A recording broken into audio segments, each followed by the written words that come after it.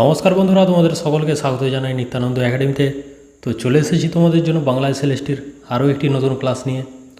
আমরা যে 2025-এর এসএলএসটিকে লক্ষ্য করে সম্পূর্ণ সিলেবাসের উপর থেকে 60 নম্বরের বাছাই করা প্রশ্নের যে মক টেস্ট সিরিজ শুরু করেছিলাম, তো এটি হচ্ছে সেই সিরিজের 11 নম্বর মক টেস্ট। এসএলএসটির অফিসিয়াল প্যাটার্নকে ফলো করেই এই মডেল টেস্টগুলি তৈরি করা হচ্ছে। তাই প্রত্যেকেই তোমরা এই মক টেস্ট সিরিজটিকে মিস করবে না। এই সিরিজের আগের 10টি মক টেস্ট এবং তোমাদের জন্য যে খুবই গুরুত্বপূর্ণ ক্লাসগুলি আগে থেকেই দিয়ে রেখেছি, সেই ক্লাসগুলি তোমরা যদি না দেখে থাকো সেগুলি অবশ্যই দেখে নেবে। তোমরা সমস্ত ক্লাস একটি প্লেলিস্টের মধ্যেই পেয়ে যাবে, আর সেই প্লেলিস্টের লিঙ্ক এই ভিডিও ডেসক্রিপশন বক্সেই দিয়ে রেখেছি। তোমরা সেখান থেকে সমস্ত ক্লাসগুলিকে দেখে নিতে পারবে। তো আজকের এই ক্লাসটি শুরু করব তার আগে তোমাদের জন্য আরও একটি গুরুত্বপূর্ণ কথা রয়েছে। তোমাদের এসএলএসটি পরীক্ষার প্রস্তুতির জন্য হাতে মাত্র আর 3 মাস সময় রয়েছে। তোমরা যাতে একদম পারফেক্টভাবে তৈরি হয়ে যেতে পারো সেই পরীক্ষার জন্য, সেটার কথা মাথায় রেখে তোমাদের জন্য অনেক পরিশ্রম করে একটি অনলাইন মক টেস্টের কোর্স তৈরি করেছি। সেখানে তোমরা টপিক ওয়াইজ মক টেস্ট, পাঠ্যপুস্তক, ব্যাকরণ, সাহিত্যের ইতিহাস থেকে এবং এসএলএসটির সম্পূর্ণ সিলেবাসের উপর থেকে 90 নম্বর, 40 নম্বর এবং 60 নম্বরের প্রচুর মডেল টেস্ট পেয়ে যাবে এসএলএসটির নিউ প্যাটার্ন অনুযায়ী। সময় ধরে তোমরা পরীক্ষা দেওয়ার সুযোগ পাচ্ছ, যার ফলে রিয়েল টাইম প্র্যাকটিস তোমাদের হয়ে যাবে। তো এই কোর্স নেওয়ার কারণ হচ্ছে পরীক্ষার আগেই নিজের প্রস্তুতি তোমরা যাচাই করতে পারছো, ভুল ধরার এবং সেটিকে সংশোধন করার তোমরা সুযোগ পেয়ে যাচ্ছ, যাতে এই জীবনের ফার্স্ট এবং লাস্ট পরীক্ষায় কোনো কারণে শিক্ষকতার স্বপ্ন যাতে স্বপ্নই না থেকে যায়। এই কোর্সের মাধ্যমে তোমরা প্রস্তুতির একটা ডিসিপ্লিন গড়ে তুলতে পারবে। এবং এই মক টেস্টের বড় সুবিধা হচ্ছে তোমরা ঘরে বাইরে যখন মন তখন দিতে পারবে এই মক টেস্টগুলি। তো এবার বলি এই মক টেস্টের কোর্স ফি কত। আমি এই মক টেস্টের দাম 30 মে পর্যন্ত বলেছিলাম 350 টাকা, তারপর 400 টাকা হয়ে যাওয়ার কথা বলেছিলাম, কিন্তু 31 মে অনেকে রিকোয়েস্ট করেছে যে 350 টাকা রাখলে ভালো হয়। তাই অনেকেই রিকোয়েস্ট করেছে বলে সেটিকে 350 করেই দিয়েছি। তাই যারা এই কোর্সটি নিতে চাইছো তোমাদের জন্য 350 টাকায় রাখা হয়েছে, কিন্তু এটা সীমিত সময়ের জন্য। এই অফারটি তোমাদের জন্য 5 জুন পর্যন্ত রাখা হলো। যারা এই মক টেস্টের কোর্সটি নিতে চাও, তোমরা যে স্ক্রিনে নম্বর দেখতে পাচ্ছ সেই নম্বরে 350 টাকা পেমেন্ট করে ওই নম্বরে স্ক্রিনশট হোয়াটসঅ্যাপ করে দেবে, তারপরে তোমাদের সম্পূর্ণ কোর্সটি দিয়ে দেওয়া হবে। তো চলো আর দেরি করবো না, আজকের মক টেস্টটিকে শুরু করা যাক। চলে যাব আমরা প্রথম প্রশ্নে। প্রত্যেকেই সঠিক উত্তরগুলি কমেন্ট করতে থাকবে। আজকের প্রথম প্রশ্ন, চলন্তিকা অভিধান কে রচনা করেছেন?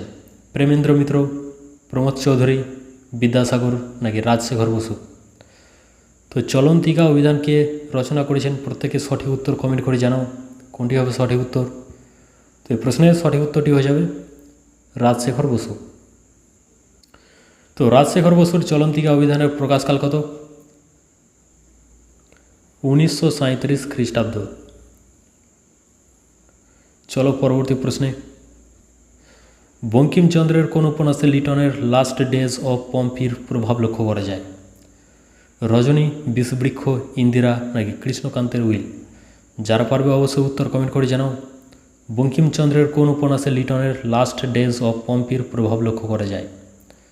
তো এই প্রশ্নের সঠিক উত্তরটি হয়ে যাবে রজনী। 3 নম্বর প্রশ্ন দেখো, রবীন্দ্রনাথের কোন উপন্যাসের পূর্ব নাম ছিল 3 পুরুষ? ঘরে বাইরে, যোগাযোগ, চতুরঙ্গ নাকি গোরা? প্রত্যেকে সঠিক উত্তর কমেন্ট করে জানাও।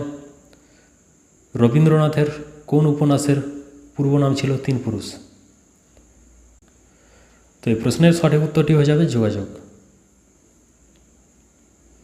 4 নম্বর প্রশ্নটি দেখো, প্রেমেন্দ্র মিত্রের বেনামি বন্দর এটি হলো প্রবন্ধ সংগ্রহ, উপন্যাস, গল্পগ্রন্থ নাকি কবিতা গ্রন্থ? প্রেমেন্দ্র মিত্রের বেনামি বন্দর এটি কি? তো এই প্রশ্নের সঠিক উত্তরটি হয়ে যাবে গল্পগ্রন্থ। 5 নম্বর প্রশ্ন দেখো, পশ্চাৎপট কার আত্মজীবনী?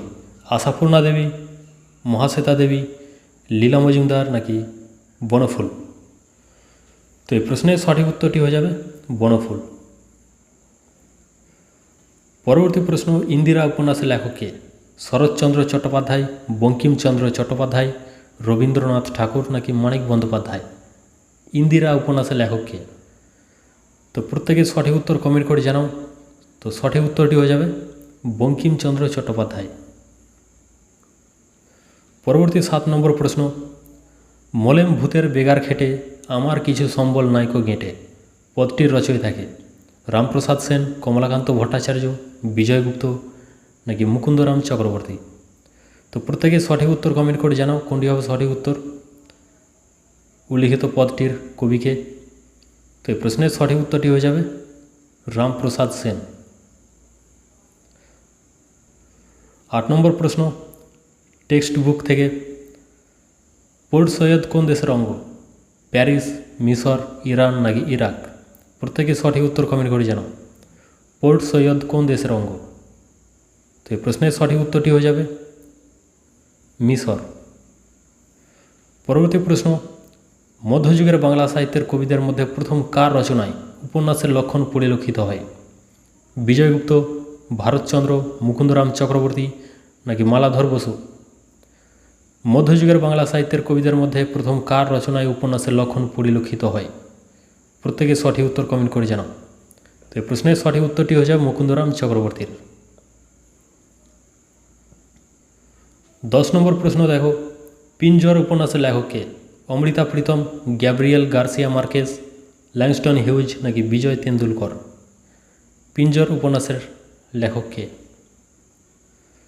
তো এই প্রশ্নের সঠিক উত্তরটি হয়ে যাবে অমৃতা প্রীতম। 11 নম্বর প্রশ্ন, কর্ডেলিয়া চরিত্রটি কোন নাটকের? কিং লিয়ার, ওথেলো, দি টেম্পেস্ট নাকি জুলিয়াস সিজার? কর্ডেলিয়া চরিত্রটি কোন নাটকের?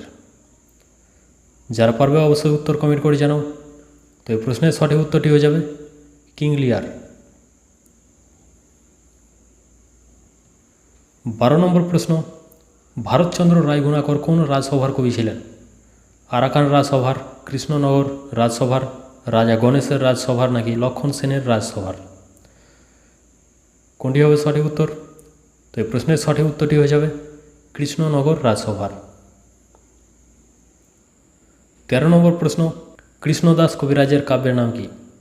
চৈতন্য ভাগবত, চৈতন্য চরিতামৃত, চৈতন্য মঙ্গল নাকি চৈতন্য কর্চা?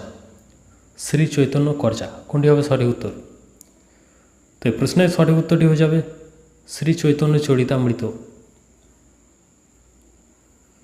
পরবর্তী প্রশ্ন, জীবনী সাহিত্যের ধারা গড়ে ওঠে কাকে কেন্দ্র করে? শ্রীকৃষ্ণ, শ্রী চৈতন্যদেব, বিদ্যাপতি নাকি রামকৃষ্ণ পরমহংসদেব? জীবনী সাহিত্যের ধারা গড়ে ওঠে কাকে কেন্দ্র করে? তো এই প্রশ্নের সঠিক উত্তরটি হয়ে যাবে শ্রী চৈতন্যদেব। 15 নম্বর প্রশ্ন দেখো, বাংলা ভাষায় কৃত্তিবাসকে রামায়ণ অনুবাদের অনুরোধ কে জানান? নাসিরউদ্দিন শাহ, নিজামুদ্দিন আজম শাহ, আলাউদ্দিন খলজি নাকি রাজা লক্ষণ সেন?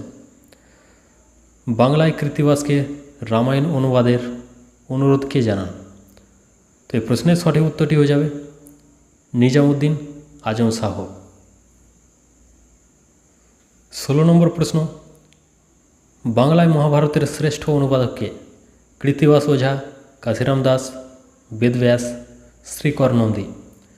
কোনটি হবে সঠিক উত্তর? প্রত্যেকে সঠিক উত্তর কমেন্ট করে জানাও। বাংলায় মহাভারতের শ্রেষ্ঠ অনুবাদক কে? তো বাংলায় মহাভারতের শ্রেষ্ঠ অনুবাদক হচ্ছেন কাশিরাম দাস। পরবর্তী প্রশ্ন, ইউসুফ জুলেখা কাব্যটি কার লেখা? শেখ ফয়জুল্লাহ, দৌলত খাঁ, শাহ মোহাম্মদ সগির নাকি আব্দুল করিম? এই প্রশ্নটি মাদ্রাসা এসএলএসটির জন্য ভীষণ গুরুত্বপূর্ণ। তো কোনটি হবে সঠিক উত্তর? তো এই প্রশ্নের সঠিক উত্তরটি হয়ে যাবে শাহ মোহাম্মদ সগির। পরবর্তী প্রশ্ন, অপু ও দুর্গা কোন উপন্যাসের চরিত্র? পল্লী সমাজ, জাগরি, দিবারাত্রির কাব্য, পথের পাঁচালী? অপু দুর্গা কোন উপন্যাসের চরিত্র? তো এই প্রশ্নের সঠিক উত্তরটি হয়ে যাবে পথের পাঁচালী। পথের পাঁচালী কে লিখেছেন? বিভূতিভূষণ বন্দ্যোপাধ্যায়। 19 নম্বর প্রশ্ন, আরণ্যক উপন্যাসটির রচয়িতাকে? বুদ্ধদেব বসু, মহাশ্বেতা দেবী, তারাশঙ্কর বন্দ্যোপাধ্যায় নাকি বিভূতিভূষণ বন্দ্যোপাধ্যায়? আরণ্যক উপন্যাসটির রচয়িতাকে? তো আরণ্যক উপন্যাসটির রচয়িতা হয়ে যাবে বিভূতিভূষণ বন্দ্যোপাধ্যায়। 20 নম্বর প্রশ্ন দেখো, বুদ্ধদেব বসুর প্রথম কাব্যগ্রন্থের নাম কি? মর্মবাণী, উর্বশী ও আর্টেমিস, জাগরি নাকি প্রথম প্রতিশ্রুতি? বুদ্ধদেব বসুর প্রথম কাব্যগ্রন্থের নাম কি? প্রত্যেকে সঠিক উত্তর কমেন্ট করে জানাও। তো এই প্রশ্নের সঠিক উত্তরটি হয়ে যাবে মর্মবাণী। পরবর্তী প্রশ্ন, দ্রৌপদীর শাড়ি কাব্যটির রচয়িতাকে? বিষ্ণুদে, সুভাষ মুখোপাধ্যায়, বুদ্ধদেব বসু নাকি মানিক বন্দ্যোপাধ্যায়? তো কোনটি হবে সঠিক উত্তর? প্রত্যেকে সঠিক উত্তর কমেন্ট করতে থাকো। তো এই প্রশ্নের সঠিক উত্তরটি হয়ে যাবে বুদ্ধদেব বসু। পরবর্তী প্রশ্ন, বুদ্ধদেব বসু কোন পত্রিকার সম্পাদক ছিলেন? প্রগতি, কবিতা, সাহিত্য নাকি ক ও খ দুটোই? বুদ্ধদেব বসু কোন পত্রিকার সম্পাদক ছিলেন? তো এই প্রশ্নের সঠিক উত্তরটি হয়ে যাবে ক ও খ দুটোই, অর্থাৎ প্রগতি এবং কবিতা, এই দুটো পত্রিকারই সম্পাদক ছিলেন বুদ্ধদেব বসু। 23 নম্বর প্রশ্ন, বিধু মাস্টার গল্পগ্রন্থের লেখককে? বনফুল, রাজশেখর বসু, বিভূতিভূষণ বন্দ্যোপাধ্যায় নাকি তারাশঙ্কর বন্দ্যোপাধ্যায়? বিধু মাস্টার গল্পগ্রন্থের লেখককে? তো এই প্রশ্নের সঠিক উত্তরটি হয়ে যাবে বিভূতিভূষণ বন্দ্যোপাধ্যায়। 24 নম্বর প্রশ্ন দেখো, শঙ্কু আরগাসের ম্যাজিক দেখেছিল কোথায়? কলকাতায়, নরওয়ে, প্লাজা থিয়েটারে নাকি মিনার্ভা থিয়েটারে? শঙ্কু আরগাসের ম্যাজিক কোথায় দেখেছিল? তো এই প্রশ্নের সঠিক উত্তরটি হয়ে যাবে প্লাজা থিয়েটারে। 25 নম্বর প্রশ্ন দেখো, খাওয়াই আমার লোভ নেই, ডায়েটিং করি, কার উক্তি? কোনি, বিষ্ণুধর, ক্ষিতীশ নাকি হরিচরণ? খাওয়াই আমার লোভ নেই, ডায়েটিং করি, কার উক্তি? তো এই প্রশ্নের সঠিক উত্তরটি হয়ে যাবে বিষ্ণুধর।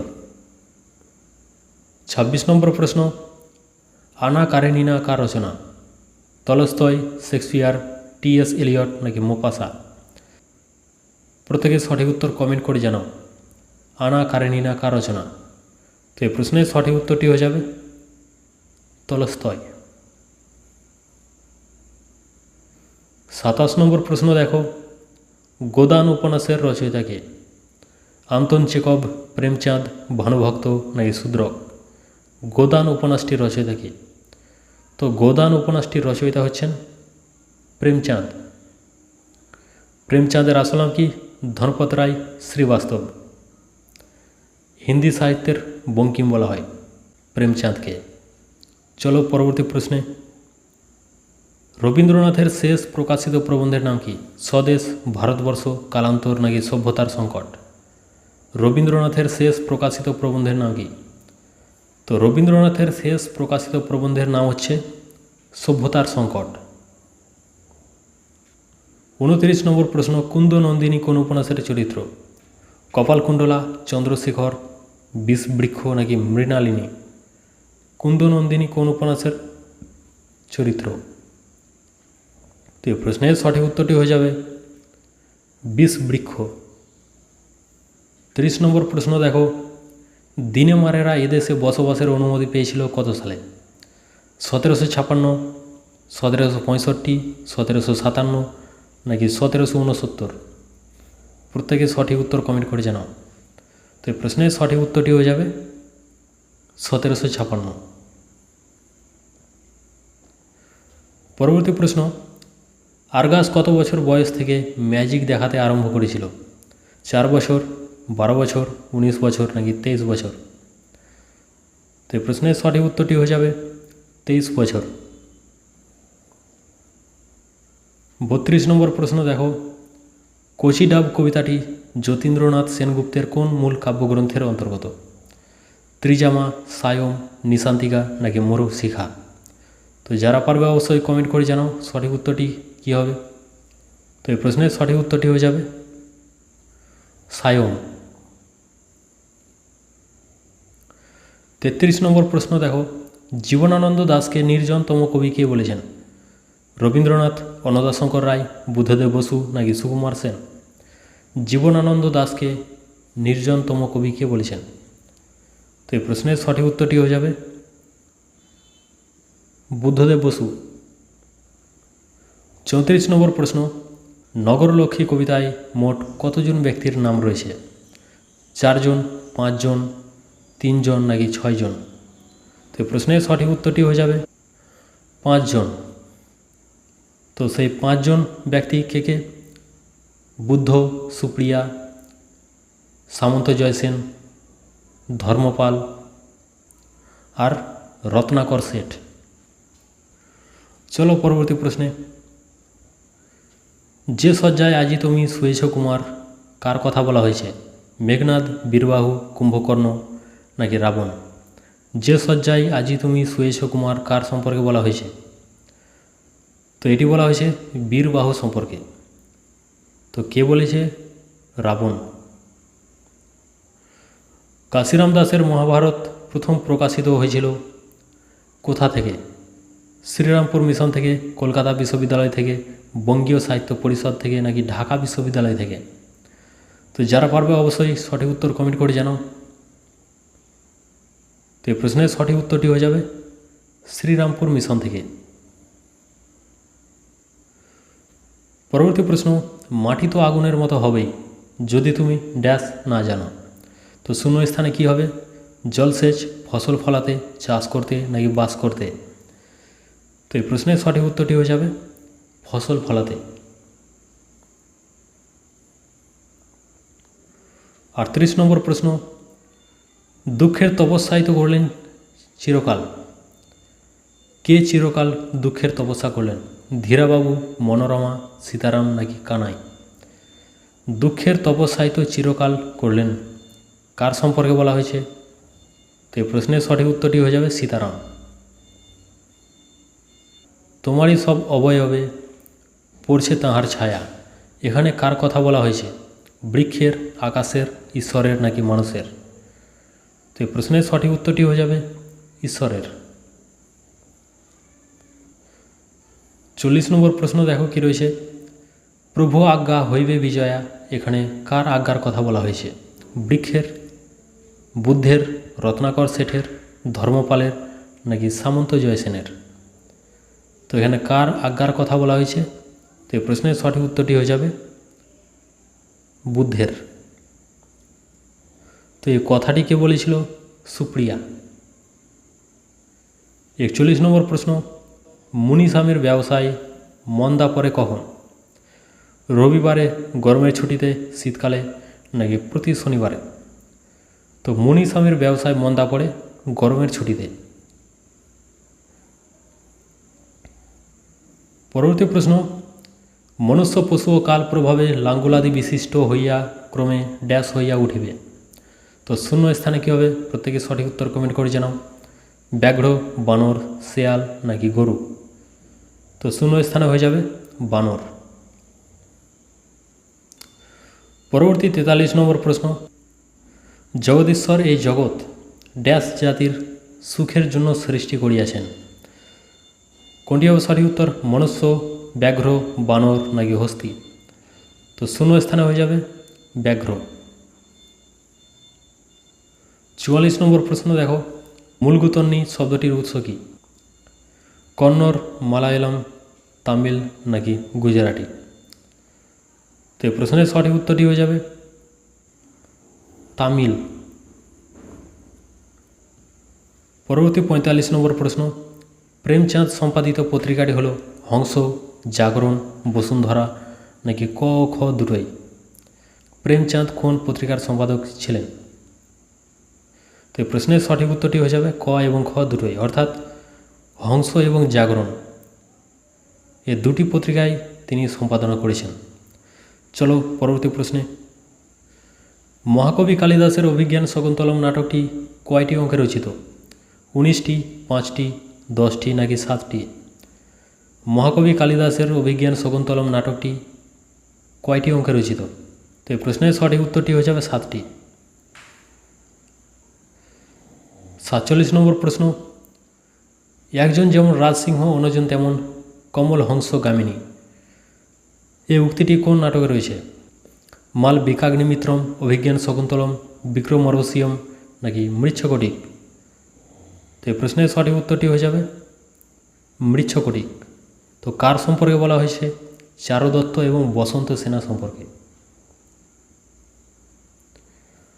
পরবর্তী প্রশ্ন, ইকবাল যে ভাষার বিখ্যাত কবি ছিলেন? ওড়িয়া, নেপালি, উর্দু নাকি ফার্সি? ইকবাল কোন ভাষার বিখ্যাত কবি? তো এই প্রশ্নের সঠিক উত্তরটি হয়ে যাবে উর্দু। 49 নম্বর প্রশ্ন, ফার্সিতে লেখা ইকবালের প্রথম কবিতা সংকলনের নাম কি? টলু ই ইসলাম, আসরার ই খুদি, বাং ই দারা নাকি জিউন দা জীবন? তো কোনটি হবে সঠিক উত্তর? প্রত্যেকে সঠিক উত্তর কমেন্ট করে জানাও। তো এই প্রশ্নের সঠিক উত্তরটি হয়ে যাবে আসরার ই খুদি। সমগ্র দেহের সে প্রতিকূল কার সম্পর্কে বলা হয়েছে? কর্কট, যক্ষা, ম্যালেরিয়া নাকি জ্বর? সমগ্র দেহের সে প্রতিকূল কার সম্পর্কে বলা হয়েছে? তো এই প্রশ্নের সঠিক উত্তরটি হয়ে যাবে কর্কট অর্থাৎ ক্যান্সার সম্পর্কে বলা হয়েছে। পরবর্তী প্রশ্ন, বর্তমান শব্দে কোন প্রত্যয় রয়েছে? বতুক, মতুক, ঘং নাকি অন? তো বর্তমান অর্থাৎ মান, মান থাকতে গেলে হয়ে যাবে মতুক, আর যদি বান থাকে তাহলে হয়ে যাবে বতুক। চলো পরবর্তী প্রশ্নে, আপনার হাতে দিতেন জ্বালায়ে কনক প্রদীপমালা, এখানে হাতে হলো অধিকরণ কারক, কর্মকারক, কর্তৃকারক নাকি করণ কারক? তো হাতে এটি কোন কারক হবে?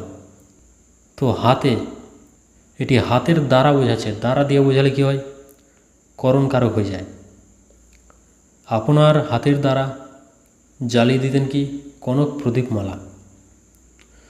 চলো পরবর্তী প্রশ্নে, 1000 বছর ধরে আমি পথ হাঁটিতেছি পৃথিবীর পথে, রেখাঙ্কিত পথটি হলো সংজ্ঞাবাচক বিশেষণ, সংখ্যাবাচক বিশেষণ, পূরণবাচক বিশেষণ নাকি পরিমাণবাচক বিশেষণ?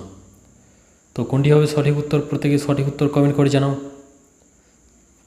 তো 1000 এটি সংখ্যা বোঝাচ্ছে, তাই এটি হয়ে যাবে সংখ্যাবাচক বিশেষণ। আর সংজ্ঞাবাচক বিশেষণে নির্দিষ্ট করে নাম বোঝাবে, যেমন ইউরোপীয় রাজনীতি, কালিদাসীয় কাব্যরীতি। তো এগুলো হচ্ছে সংজ্ঞাবাচক বিশেষণের উদাহরণ। আর পূরণবাচক বিশেষণ কি?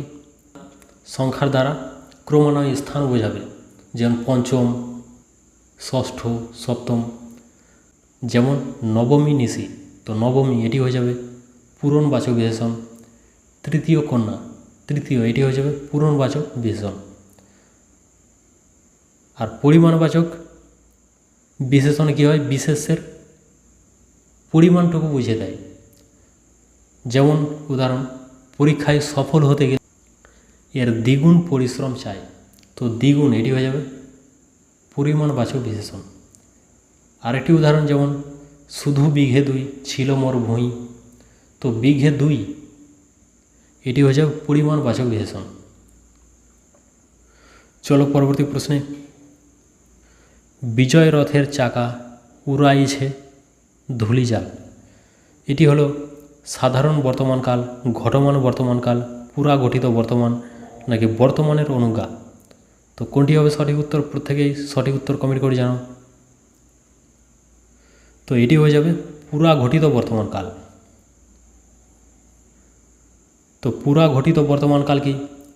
যে কাজটি শেষ হয়ে গেছে কিন্তু তার ফল এখনও বর্তমান, এ ধরনের কালকে বলে পুরা ঘটিত বর্তমানকাল। আর সাধারণ বর্তমানকাল কি? যে ক্রিয়ার কাজ সাধারণত বারবার ঘটে থাকে তাকে বলা হয় সাধারণ বা নিত্য বা সামান্য বর্তমানকাল। যেমন সূর্য পূর্ব দিকে ওঠে, পশ্চিমে অস্ত যায়, তো এটি হয়ে যাবে সাধারণ বর্তমানকাল। যেমন ঘুমায় অরুণ, সুদূর অস্ত অচলে, এটি হয়ে যাবে সাধারণ বর্তমানকালের উদাহরণ। যেমন আরও উদাহরণ, ওরা চিরকাল টানে দাঁড় ধরে থাকে হাল। তো ঘটমান বর্তমানকাল কি? যে কাজটি এখন হচ্ছে, যে ঘটনাটি এখন ঘটছে, সেটা হলো ঘটমান বর্তমানকাল। আর বর্তমানের অনুজ্ঞা কি? ক্রিয়ার দ্বারা বর্তমানকালে কোনো আদেশ, অনুরোধ, প্রার্থনা, উপদেশ, আশীর্বাদ এসব বোঝাবে। যেমন উদাহরণ হচ্ছে উঠুক চিত্ত করিয়া নৃত্য, এটার দ্বারা কি বোঝাচ্ছে? অনুরোধ বোঝাচ্ছে, তাই এটি কী হয়ে যাবে? বর্তমানের অনুজ্ঞা। আরেকটি উদাহরণ, একটা গল্প বলুন না, এটি হয়ে যাবে কিন্তু বর্তমানের অনুজ্ঞা। চলো পরবর্তী প্রশ্নে। লোকসান থেকে হয়েছে লোসকান, এখানে ধ্বনি পরিবর্তনের কোন রীতি কার্যকর হয়েছে? অভিশ্রুতি, সমীকরণ, বর্ণবিকার নাকি বর্ণ বিপর্যয়? তো কোনটি হবে সঠিক উত্তর? প্রত্যেকে সঠিক উত্তর কমেন্ট করে জানাবে। তো এই প্রশ্নের সঠিক উত্তরটি হয়ে যাবে বর্ণ বিপর্যয়। তো বর্ণ বিপর্যয় কী হয়? শব্দের মধ্যে দুইটি ব্যঞ্জন বর্ণ পরস্পর স্থান পরিবর্তন করলে তাকে বলে বর্ণ বিপর্যয়। তোমরা এখানে দেখতে পাচ্ছ কটা ছিল আগে, দন্তস্বটা ছিল পরে, কিন্তু কটা চলে এসেছে আগে।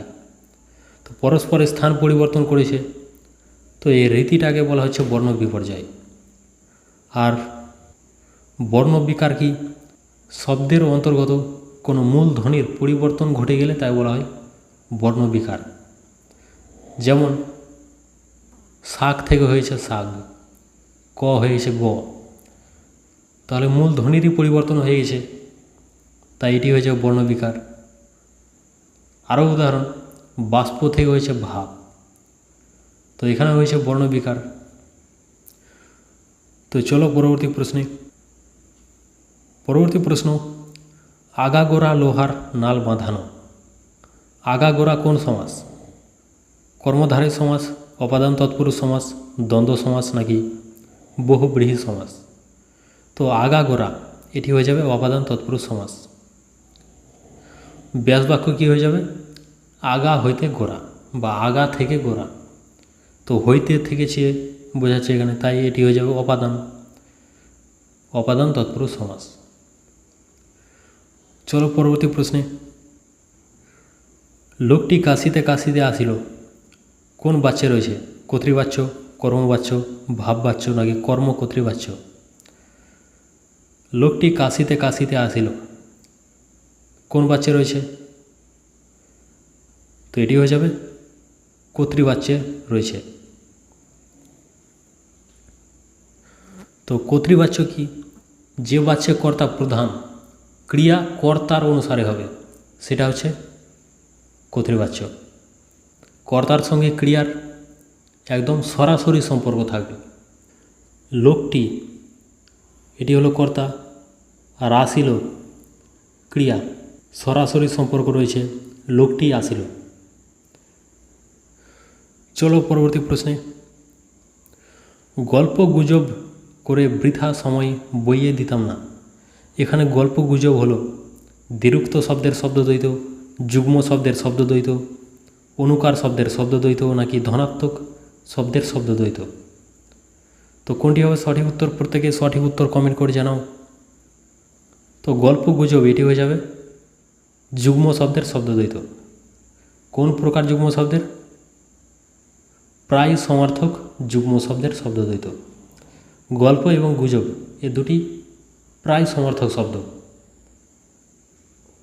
তাই প্রশ্নের সঠিক উত্তরটি হয়ে যাবে সমার্থক যুগ্ম শব্দের শব্দদ্বৈত। চলো পরবর্তী প্রশ্নে। বদমেজাজ শব্দে কোন ভাষার উপসর্গ যুক্ত রয়েছে? সংস্কৃত, বাংলা, ইংরেজি নাকি ফার্সি? তো বদ এটি কোন ভাষার উপসর্গ? তো বদ এটি হয়ে যাবে ফার্সি ভাষার উপসর্গ। তো ফার্সি ভাষার উপসর্গগুলি কী কী? বদ, ফি, দর, বে, নিম, হর, এগুলি হচ্ছে ফার্সি ভাষার উপসর্গ। চলে যাব আজকের লাস্ট প্রশ্নে। প্রলয় শব্দটি হলো তৎসম শব্দ, অর্ধ তৎসম শব্দ, তদ্ভব শব্দ নাকি ফার্সি শব্দ? প্রলয়, এটি হয়ে যাবে তৎসম শব্দ। তৎসম শব্দ কি? যেসব শব্দ সংস্কৃত ভাষা থেকে একদম অপরিবর্তিতভাবে সরাসরি বাংলা শব্দ ভাণ্ডারে প্রবেশ করেছে, তো সেটা হচ্ছে তৎসম শব্দ। তো আজকের খুবই গুরুত্বপূর্ণ মক টেস্ট এখানে শেষ হচ্ছে। আজকের এই 60টি প্রশ্নের মধ্যে তোমরা কতগুলি প্রশ্নের সঠিক উত্তর নিজে থেকে দিতে পারলে সেটি অবশ্যই কমেন্ট করে জানাও। আর এই গুরুত্বপূর্ণ প্রশ্নের মক টেস্টগুলি তোমরা তোমাদের বন্ধুদের সাথে অবশ্যই শেয়ার করে দেবে। তাহলে চলো দেখা হচ্ছে পরবর্তী গুরুত্বপূর্ণ মক টেস্টে।